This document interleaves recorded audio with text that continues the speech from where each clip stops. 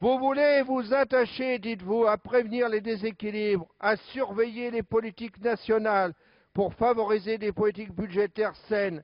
Avec Mme Merkel et M. Sarkozy, surveiller et punir devient la nouvelle devise de l'Union européenne. Les peuples n'ont que faire de votre hygiénisme économique et de votre orthopédie financière.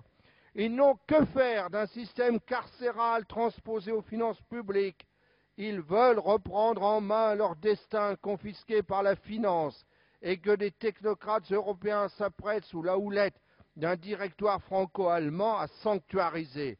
Les peuples, mes chers collègues, refusent de payer pour une crise qui n'est pas la leur. Avec votre projet de fonds monétaire, l'austérité pratiquée ces 10 dernières années en Allemagne et les mesures de régression sociale de ces 5 dernières années en France vont devenir le modèle de développement unique des États européens, leur seul horizon. Le carcan de la rigueur budgétaire va peser ad vitam aeternam sur les épaules de chacun des peuples de l'Union européenne. Pourtant, ce modèle allemand que vous portez au nu à droite et dont le président de la République se sert comme alibi pour casser notre modèle social, l'immense majorité des citoyens allemands eux-mêmes le détestent. Ils sont 73% à le considérer comme injuste. Quel est ce pays modèle où en 10 ans, l'espérance de vie des plus pauvres a reculé de 2 ans? Quel est ce pays modèle que vous idolâtrez, dans lequel 600 000 retraités de 65 à 74 ans sont obligés de chercher des emplois non qualifiés à temps partiel et sans protection sociale pour survivre?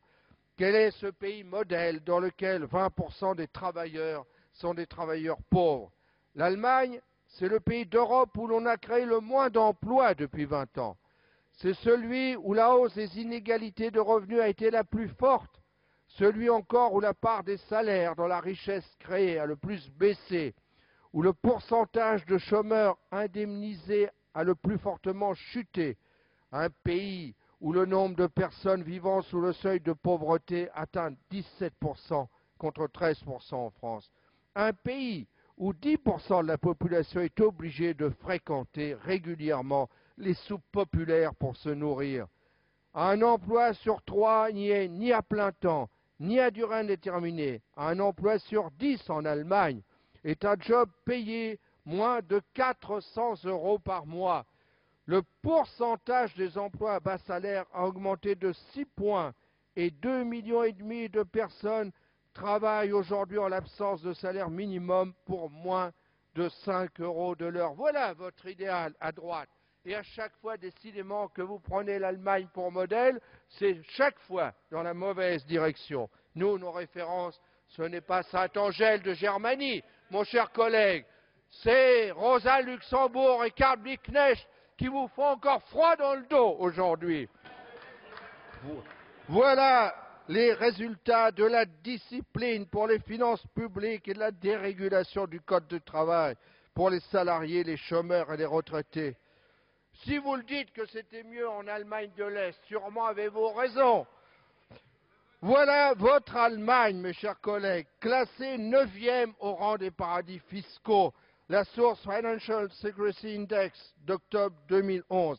Cette Allemagne que vous idéalisez, c'est le jardin d'Éden pour le patronat et la descente aux enfers pour une majorité d'Allemands.